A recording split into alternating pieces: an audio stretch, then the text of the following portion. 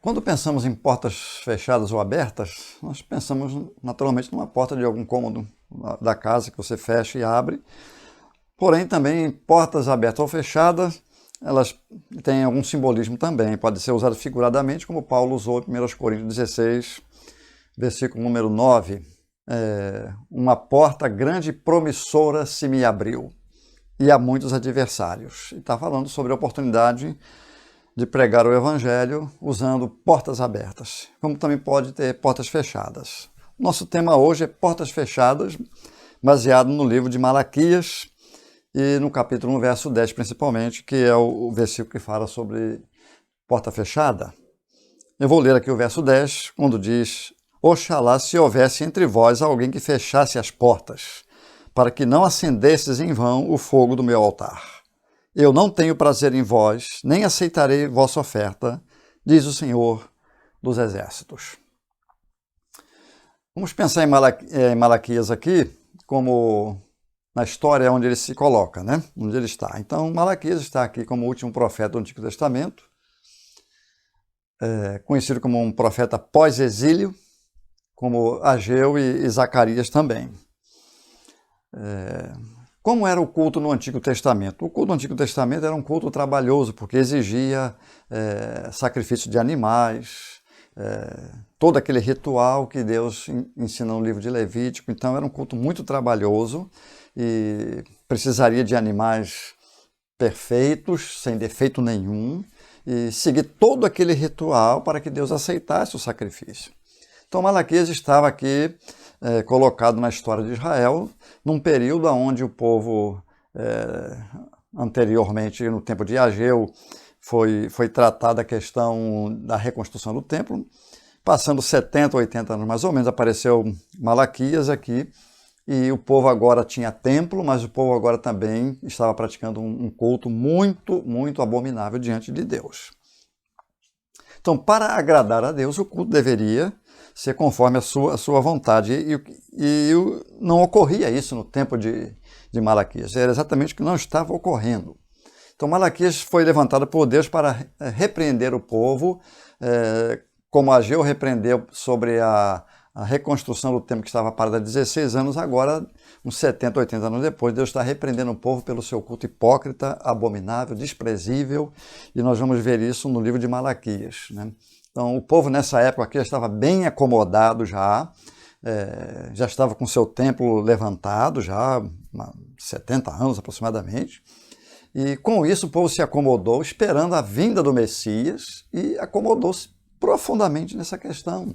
E a vida do povo em si, o caráter do povo, a questão espiritual estava muito defasada e pobre e reprovável, principalmente diante de Deus. Então nós vemos aqui nos versículos 7 e 8 do capítulo 1, como o povo estava vivendo e praticando o culto a Yahvé naquele dia, naquela época, melhor dizendo. Veja bem aqui o verso 7 e 8. Ofereceis alimento impuro sobre o meu altar e ainda perguntais: como temos te profanado? Quando dizeis que a mesa do Senhor é desprezível? Quando ofereceis em sacrifício um animal cego, isso não é errado? E quando ofereceis um animal aleijado ou doente, isso também não é errado? Ora, apresentai ao teu governador, será que ele se agradará disso? Ele vos atenderá? Pergunta o Senhor dos Exércitos. Para fazer um culto agradável e ser aceito por Deus, tem que ser dentro dos seus princípios, seus ensinamentos. E aqui Deus está mostrando para o povo que eles estavam apresentando uma oferta abominável. Ele está dizendo aqui que o animal aleijado, doente e cego. Sendo que o animal para o sacrifício, para a manifestação de um culto a Deus, de gratidão e de tudo que envolvia o culto, teria que ser animal sem defeito. E o povo estava violando esse princípio aqui, oferecendo animal aleijado e doente. Um dos aspectos que estava dominando a mente do povo naquela época era o enfadonho sistema de culto, porque eles estavam, na verdade, enfadados com Deus. Então, enfadado com Deus, um culto desse dava muito trabalho. E se nós estamos enfadados com Deus, as coisas de Deus dão trabalho e nós vamos sentir isso e nós vamos relaxar em termos de prestação de culto conforme Deus exige e conforme a Bíblia fala que o agrada. Então nós precisamos entender aqui a situação do povo que estava cansado, o povo estava relaxado, já afastado de Deus no coração. Na verdade, o culto no coração não existia mais. Então o povo estava achando enfadonho esse culto no templo. Lembrando que no tempo de Ageu, o povo reformou, restaurou o templo para que houvesse oportunidade de prestar culto a Deus. O povo se arrependeu e agora, no tempo de Malaquias, eles estavam simplesmente enjoados dessas coisas, cansados.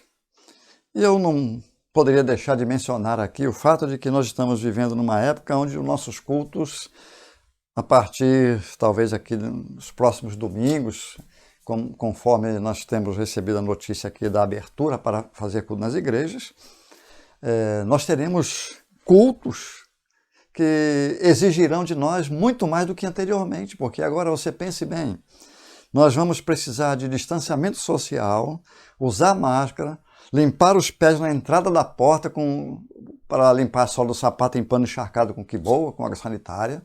Não poderemos ter aquela liberdade que tínhamos, sentar longe um do outro e manter uma comunhão muito restrita, só para dizer que nós estamos aqui agora sentados aqui dentro do salão para ouvir o culto, para assistir um culto e ouvir a pregação, melhor dizendo, nem assistir, é participar e receber de Deus a palavra.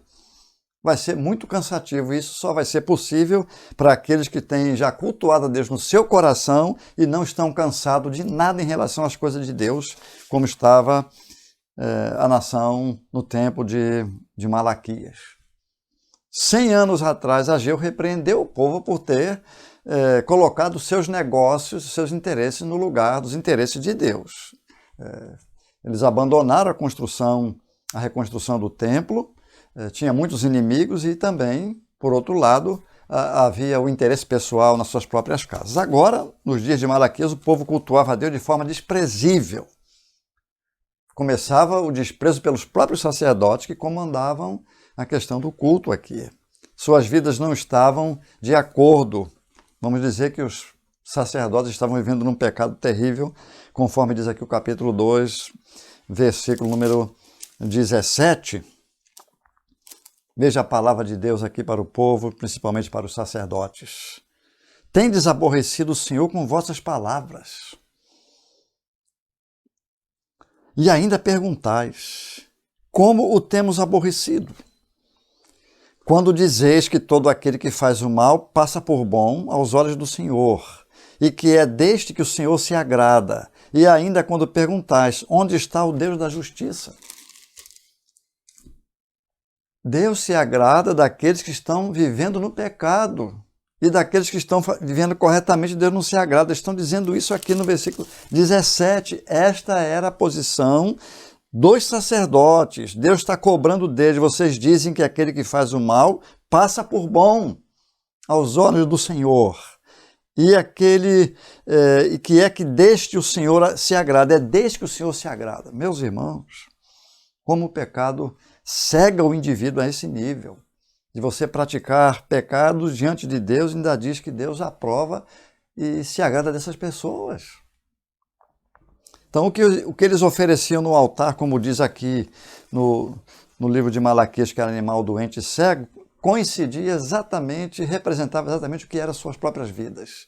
Ofereciam aquilo que eles eram. Então, vivendo no pecado, oferece animal, defeituoso, doente, aleijado, cego, coxo e tudo mais. Então Malaquias inicia sua mensagem aqui no capítulo 1, verso 1, condenando esse culto hipócrita. Uma versão fala sentença pronunciada por Malaquias. A minha versão diz palavra do Senhor contra Israel, por intermédio de Malaquias.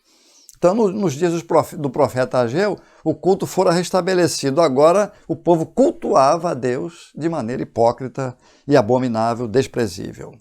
Então, quando Ageu foi usado por Deus para restaurar o templo e restaurar a vida religiosa e espiritual do povo de Israel, o povo ficou muito feliz depois que se arrependeu e obedeceu a palavra de Deus. Agora, no tempo de Malaquias, tem o templo e eu pergunto, para que serve o templo?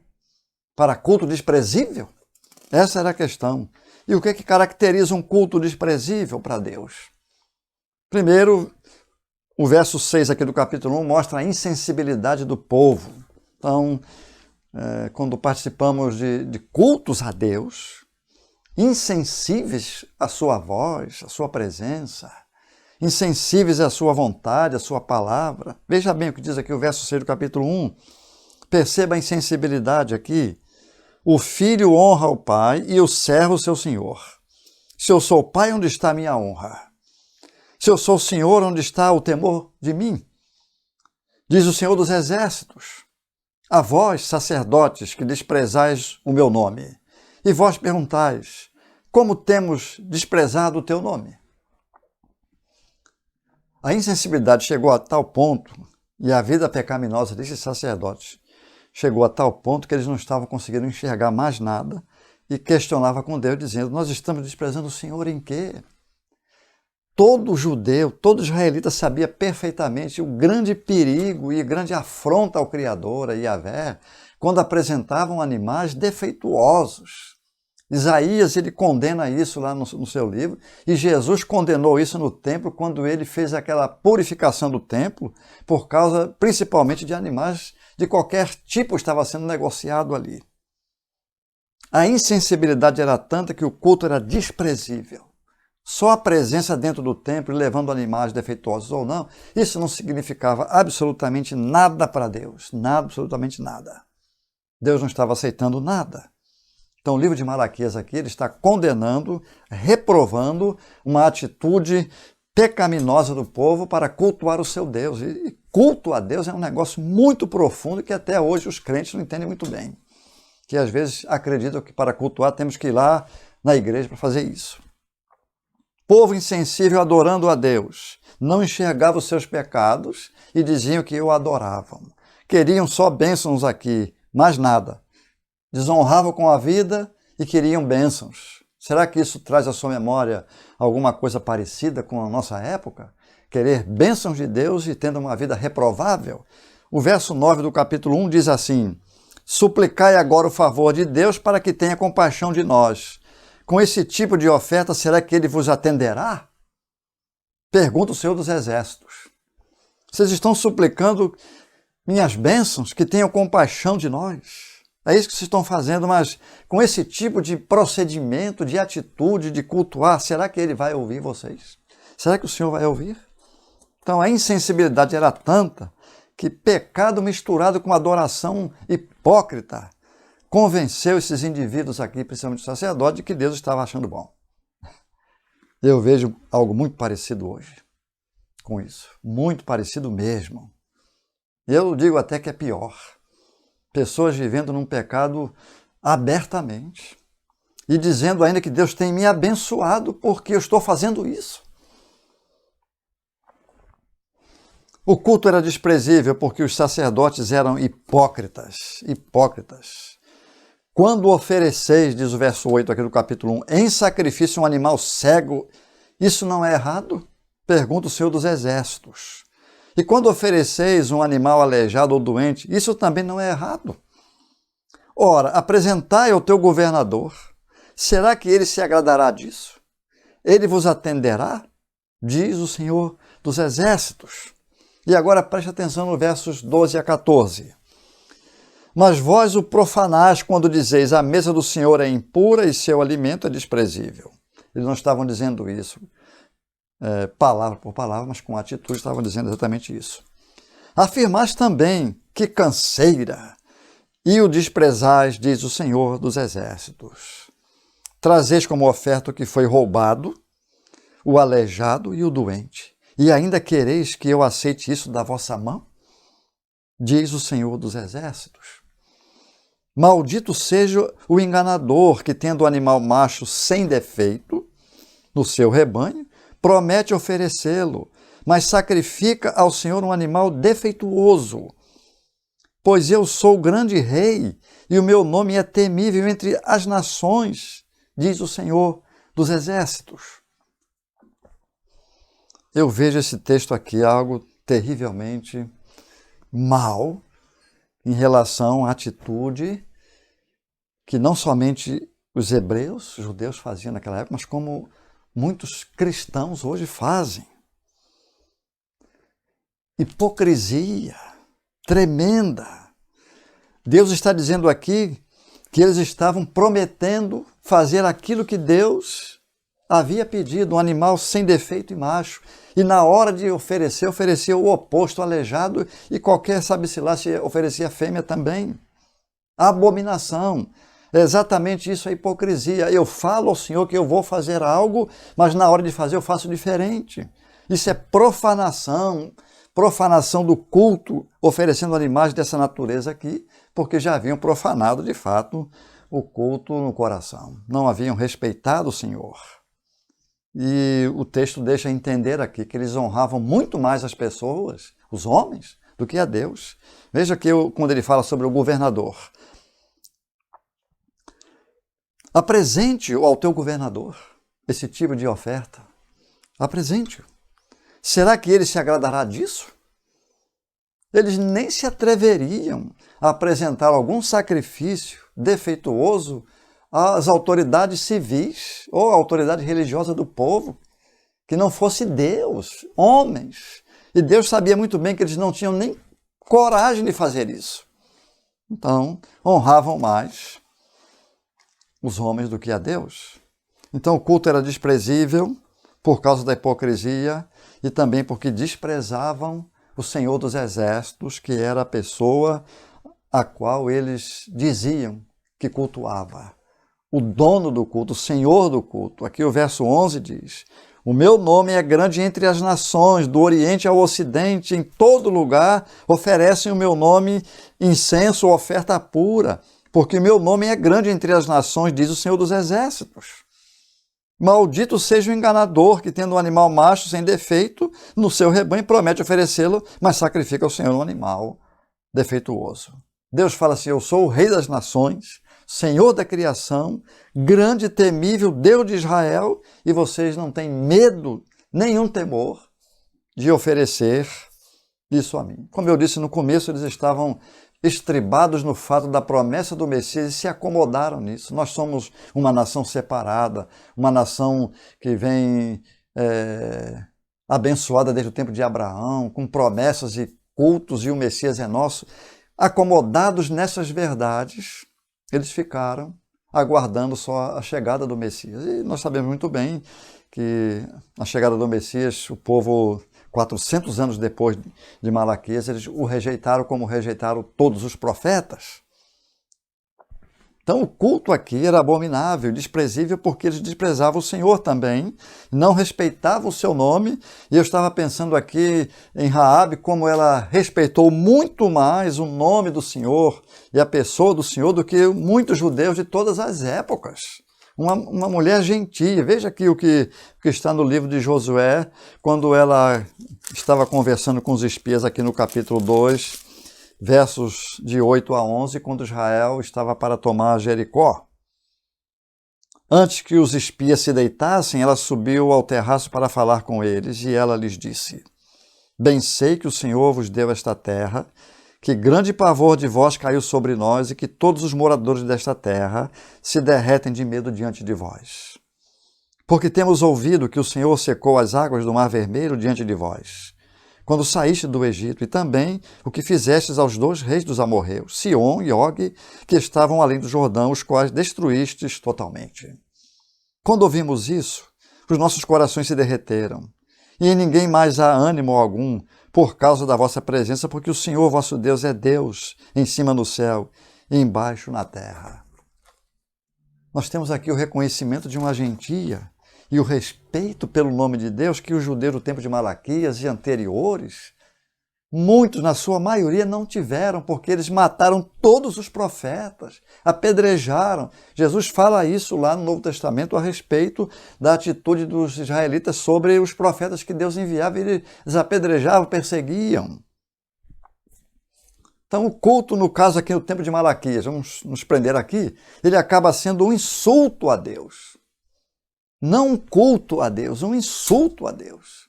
Imagine você entrar no templo de Salomão, agora no templo reformado aqui de Esdras, e oferecer sacrifício para insultar o Criador, insultando o Criador com um comportamento abominável. Se você quiser pensar em entrar e participar de um culto hoje ao Senhor Jesus Cristo, Senhor da igreja, e ao invés de cultuá-lo você o insulte, era o que os coríntios estavam fazendo. Veja bem aqui o que Paulo corrige os coríntios aqui no capítulo 11 da sua primeira carta. É interessante isso aqui. Ela vai bater no que nós estamos falando aqui. 1 Coríntios capítulo 11, versículo número 17 diz: Entretanto, não vos elogio nesta instrução que vos dou agora, pois as vossas reuniões causam mais mal do que bem. Ele está dizendo aqui no versículo número 2 do capítulo 11, eu vos elogio, eu vos louvo, porque em tudo vos lembrais de mim. Mas ele diz agora, no que vou dizer, não vos louvo, porque vocês se reúnem não para melhor, mas para pior. Ora, se os hebreus estavam oferecendo culto a Deus e sacrifícios abomináveis a Deus, e Deus fala aqui no versículo de número 10, oxalá houvesse alguém entre vós que fechasse as portas desse templo, para que não oferecessem ou realizassem cultos ao meu nome abominável como estão fazendo. Se formos comparar com os coríntios aqui, seria muito melhor fechar a porta da igreja, fechar a porta do templo de Malaquias, do que oferecer um culto abominável com pessoas insensíveis, vivendo no pecado, pessoas desrespeitando o nome do Senhor e o insultando com suas vidas perversas. Melhor fechar a porta. Agora eu vou fazer uma aplicação aqui para nós também. Isso aqui não tem nada a ver com o templo de Malaquias, com as nossas portas fechadas há 5 meses. Isso, eu estou falando das igrejas verdadeiras do Senhor Jesus Cristo. Fechadas há 5 meses em muitas partes do mundo. Sabe o que Deus pode estar dizendo? Eu quero que vocês pensem. Eu quero que vocês meditem. Como é que vocês têm se comportado nas vossas reuniões, nos vossos cultos, o valor que vocês têm dado.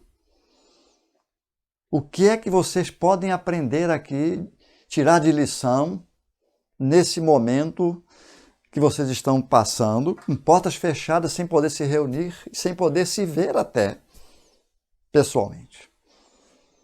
Por que será que Deus fechou as portas de nossas igrejas? Algo que nunca havia acontecido, pelo menos no Brasil, nunca houve isso. 44 anos que eu sou crente, nunca vi isso. Igrejas 5 meses fechadas, impedido de abrir. Aí muitos crentes vão dizer, o Satanás está por trás disso, é hostes da maldade, são autoridades que estão fazendo isso, são perseguidores do evangelho que estão fazendo isso. Seja lá o que for, Deus está usando exatamente isso, para que eu comece a pensar o que Deus quer me mostrar em relação aos cultos que eu tenho oferecido a Ele. Quando nós pensamos em culto, nós pensamos em ir à igreja. Claro, isso faz parte. Ali eu me encontro com meus irmãos. Mas o culto a Deus começa no coração. Quando ele começa no coração, eu vou oferecer animais machos, sem defeito, de 1 ano, e ele vai se agradar de mim. Pensando aqui no culto lá do templo de Malaquias. Quando o meu culto começa no coração, a minha vida não será abominável diante de Deus, porque eu não vou combinar pecado com culto a Deus, porque se eu já estou cultuando-o no meu coração, de maneira nenhuma eu vou dar brecha para o pecado, eu vou aprovar uma vida de pecado, vou concordar em associar pecado com culto a Yahvé, ao Senhor Jesus Cristo, de forma nenhuma, porque eu já estou cultuando o meu Deus no meu coração, como diz lá no livro de Romanos capítulo 12. Rogo-vos, pois, irmãos, pelas misericórdias de Deus, que apresentei os vossos corpos por sacrifício vivo, santo e agradável a Deus, que é o vosso culto racional ou espiritual. Quando eu ofereço o meu corpo a Deus, é evidente que não estou oferecendo ao pecado. Não estou como os sacerdotes no tempo de Malaquias. Se você for estudar o livro de Malaquias e o que ocorria naquela época ali, havia até prostituição, imoralidade desenfreada. Roubo, porque ele menciona aqui animais roubados. Era uma vida miserável de pecado. Então, mais uma vez, o último profeta, Deus levanta para repreender esse povo incrédulo. Porque o culto não estava no coração, o culto estava simplesmente de fachada. Cultuar a Yahvé de fachada. E Deus chegou uma hora que repreendeu duramente. E tinha muita seca nessa época, como teve no tempo de Ageu. No tempo de Malaquias, eles sofreram com muita seca, o céu se fechou. E o Senhor fala em Malaquias, se vocês se arrependerem e voltarem a praticar coisas agradáveis, sustentar o ministério levítico no templo, abençoar os sacerdotes que estão trabalhando no templo, eu vou abrir a janela do céu e abençoarei vocês. Eu vou mandar chuva, vai crescer a plantação no campo e vai dar mantimento, vocês vão ter o que comer. Então eles davam dízimo da sua colheita para os sacerdotes, porque eles não podiam trabalhar, estavam impedidos de trabalhar para sustentar suas famílias. Então Deus fechou a janela do céu, não tem chuva, vários anos sem chover. Então Deus disse, se vocês voltarem a praticar o que é agradável à minha vista, eu vou abrir a janela do céu e vou derramar bênção sobre vocês, mandar chuva de novo. Então até o dízimo eles não estavam mais dando, então Deus precisou tratar seriamente, como tratou no tempo de Ageu também em relação à seca. Então o culto prestado no coração vai me levar a ser aceito por Deus, abençoado por Deus, porque Deus não está reprovando a minha atitude, que é um culto externo, simplesmente de fachada. Quando a mulher samaritana se converteu naquele dia na conversa com Jesus, Jesus ensinou para ela sobre o que de fato é um culto verdadeiro, que é expresso pela vida do indivíduo, pelo seu comportamento e seu caráter. Ele fala aqui no capítulo 4 de João, ensinando para a mulher samaritana, que ela aprendeu, coitada lá, desde o tempo de Jeroboão, que é ali que se adorava,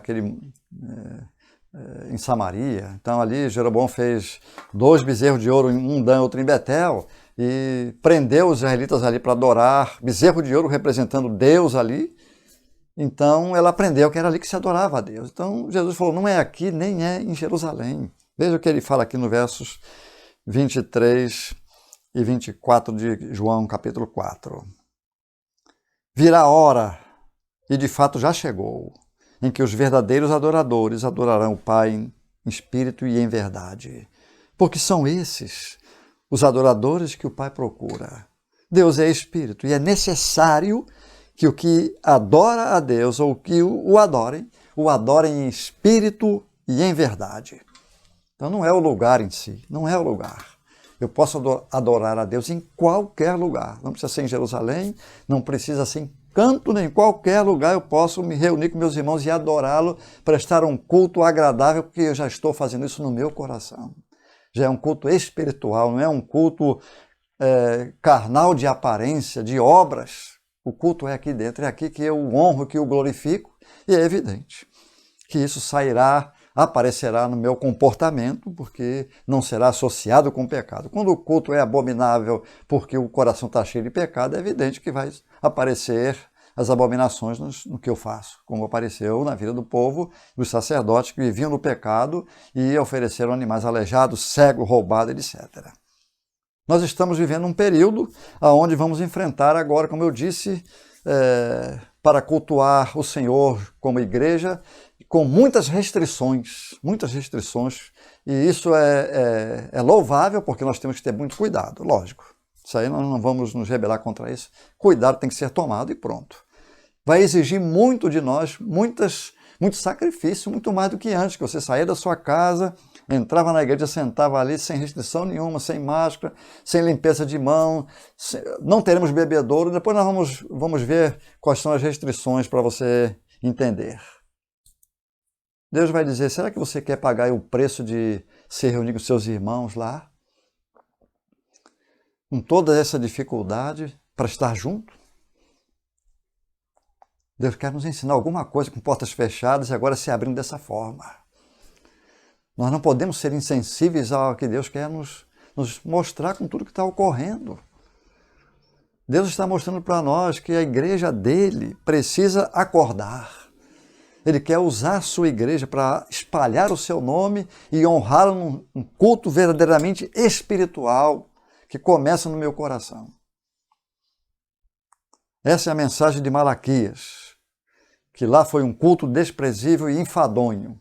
Deus está nos chamando para um culto espiritual, alegre, abençoado, que honra o seu nome, que respeita o seu nome, que respeita a sua palavra, respeita os irmãos e que diante do mundo nós possamos dar um testemunho aprovado por Deus.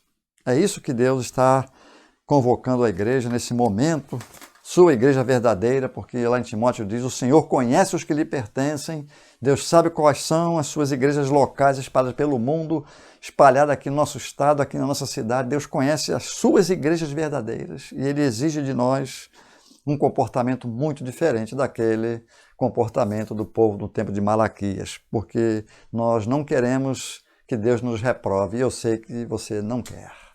Então Deus te abençoe grandemente e aplique todas essas verdades ao seu coração, à sua vida. Amém.